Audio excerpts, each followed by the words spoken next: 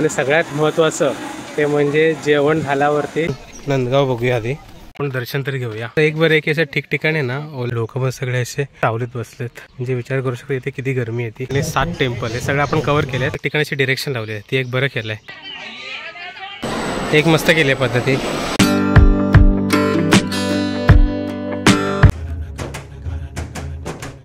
नमस्कार मित्रांनो, मी शुभम बोरकर स्वागत करतो तुमचं आपल्या रिलॅक्स कट्टा चॅनलमध्ये।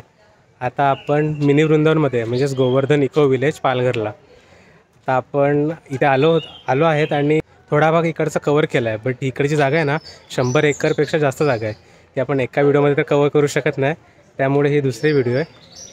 जर तुम्ही पहिली व्हिडिओ आपली बघितली नसेल म्हणजे त्यात आपण प्रवास दाखवला आहे, इकडे काय काय इथे कृष्ण लीला आहेत ना ते सगळं आपण दाखवले आहेत, ते सगळं तुम्ही बघा आणि नंतरही सेकंड व्हिडिओ चालू करा। त्या व्हिडिओची लिंक या डिस्क्रिप्शनमध्ये तुम्हाला भेटेलच। तर चला आपण या व्हिडिओला सुरुवात करूया।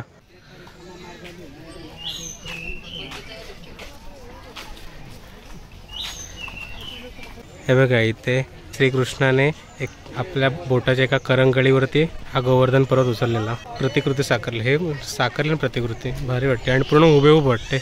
इथे श्री राधा रमण मंदिर, आज जाऊन बघूया आपण।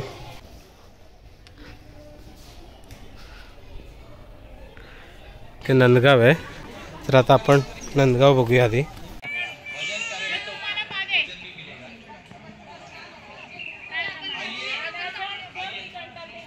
इथे ब्रह्मविमोहन लीला आहे, ते सगळे असे विष्णूचे अवतार आहेत आणि इथे मध्ये कन्हैया बसलेला आहे दगडावरती। चला आता पुढे बघूया।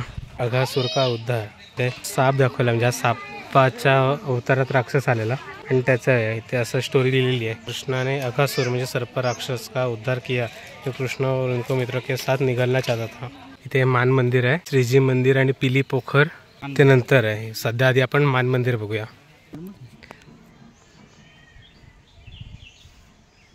इथे असं एक बरं एक अशा ठिकठिकाणी ना ओला कचरा आणि सुका कचरा असे दोन अलग अलग केले, प्रत्येक ठिकाणी पाण्याची सोय आहे, कारण गरमीच्या सीझनमध्ये इतके ताण लागते ना विचारूच नका।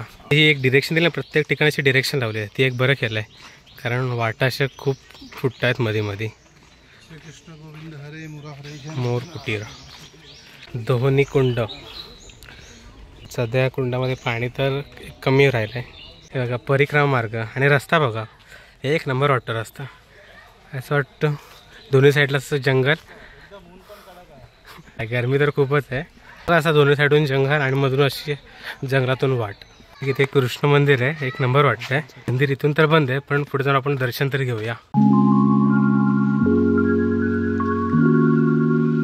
खदिरवन, इथे बकासूर का उद्धार, इथे बगळा आहे आणि बगळ्याचा वध म्हणजे बगळ्याच्या अवतारात राक्षस आहे, त्याचा वध केला इथे कृष्णाने। इथे श्रीजी मंदिर,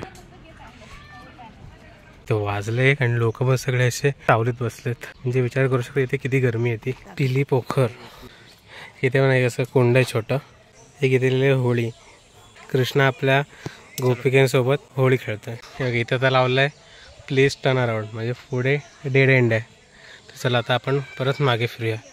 इथे होळी तर बघितली, तर चला परत मागे। ते श्रीकृष्णाचा मथुरामध्ये जाण्याचा रथ इथे रोखला गेला होता, त्याचं इथे कारण लिहिलेलं आहे। अत्यंत दुःख से पीडित गोपिया को अक्रूर के रथ को रोकने का प्रयास किया जा रहा था। मग इथे असे हे दोन छोटे कुंड दाखवलेत, श्याम कुंड, स्टोरी पण लिहिली आहे। कृष्णाने अरिष्टासूर नामक बैल रूपी असुर को उद्धार किया, अच्छा म्हणजे अरिष्टासूर नावाच्या एका बैलाला कृष्णाने वध केला त्याचा। इथे हरिदेव मंदिर आहे, तिकडे पण एक कुठलं मंदिर आहे पण नाव काही दिसत नाही। अच्छा हां, आणि इथे मानसी गंगा, इथे श्रीकृष्ण गोपिकांसोबत होडीतून फिरतोय।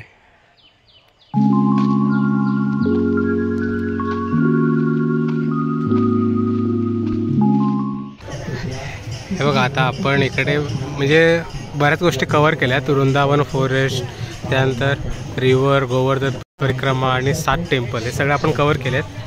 तर फक्त इकडची जागा बाकी आहे, कॉटेजेस हे आहेत आणि आयुर्वेदा। आम्ही चालतो ना परिक्रमा मार्गाचे, इथे तसा एक मोठा दगड आहे आणि त्याच्यावरती असं म्हणजे असं हे चित्र साकारलंय, डोळे, तोंड, पण असं हुबेहूब ते देवी असा कुठला तरी आकार वाटतोय. एक नंबर वाटतं असं बघायला. इथे हे एक कुंड आहे. बस इथे अष्टीरासूर का उद्धार. इथे राक्षस बैलाच्या रूपात आलेला होता आणि कृष्णाने त्याचा वध केला आहे. इथे पाठी आहे ना धेनुकासूर का उद्धार आहे. इथे कृष्णाने धेनुकासुराचा वध केल्याचं इथे प्रतिकृती साकारली आहे. मित्रांनो आता आपण बऱ्यापैकी रासलीला असे कव्हर केले. इथे आरती आहे ना 12 ते 12:30 आरती असते आणि 12:30 ते 2:30 इथे महाप्रसादाची सोय केलेली आहे. तर आम्हाला ते आरती जर भेटली ना आपण वरतीच होतो. 11:30 वाजता आपण ते वरती गेलेलो पण आता वाजले 1:30 वाजता. इथे आता आपण आलो आहे महाप्रसाद घेऊ. बघू काय काय महाप्रसाद. चला महाप्रसादाचा आपण लाभ घेऊया. गोवर्धन अन्न क्षेत्र ललिता भवन फ्री लंच प्रसादम निःशुल्क प्रसादम आहे 12:30 ते 2:30. फ्री खिचडी प्रसादम डिस्ट्रीब्युशन 9:30 ते 12:30 आणि 4:30 ते 7:30. का 2 ते लाईनी आहेत महाप्रसादासाठी गेलेले आहे. ते बघू शकतात किती गर्दी आहे ती. जय श्रीकृष्ण.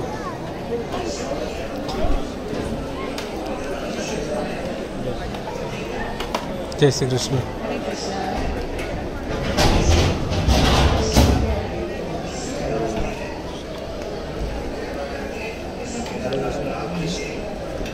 इथे महाप्रसाद तर घेतलाय आणि त्या बघ इथे असं खाली बसून जेवायची पद्धत आहे. एक मस्त केली आहे पद्धती.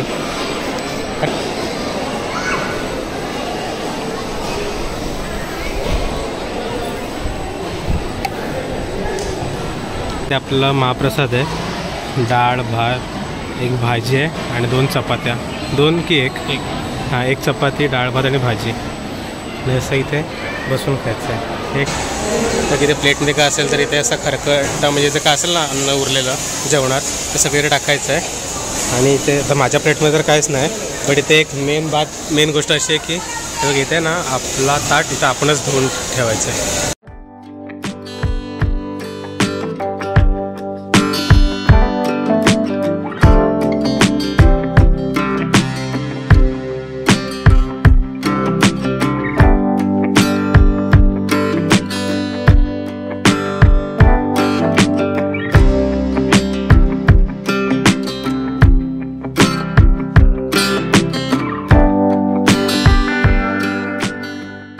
ते आता आपलं जेवण झालं. जेवण तर मस्त होतं आणि इथे ना आराम करायला अशी एक रूम आहे. बघा सगळे लोक असे इथे आराम करत आहेत.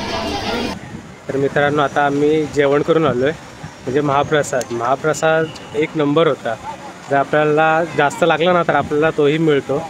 टेस्ट तर एक नंबर होती. टेस्ट पण आणि बसायला जागा होती ना कुरमांडी घालून लादीवर बसायचं होतं चढे टाकून. वरती 2 पंखे होते.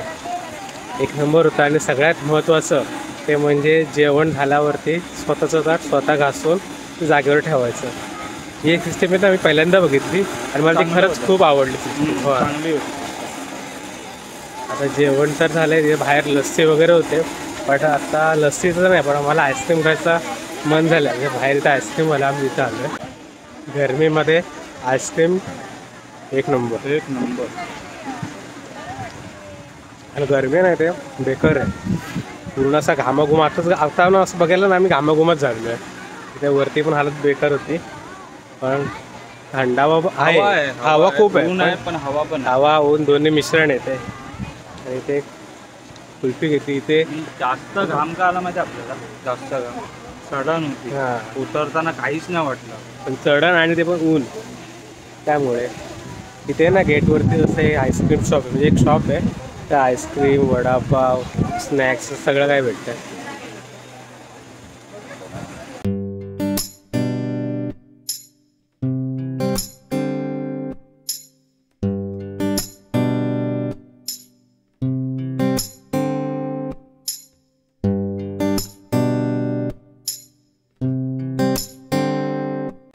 इथे आता हा एक्झिट पॉईंट आला आहे आणि इथून आम्ही आता निघतोय. तर मित्रांनो आता आम्ही इथून म्हणजे मिनी वृंदावनमधून निघतोय.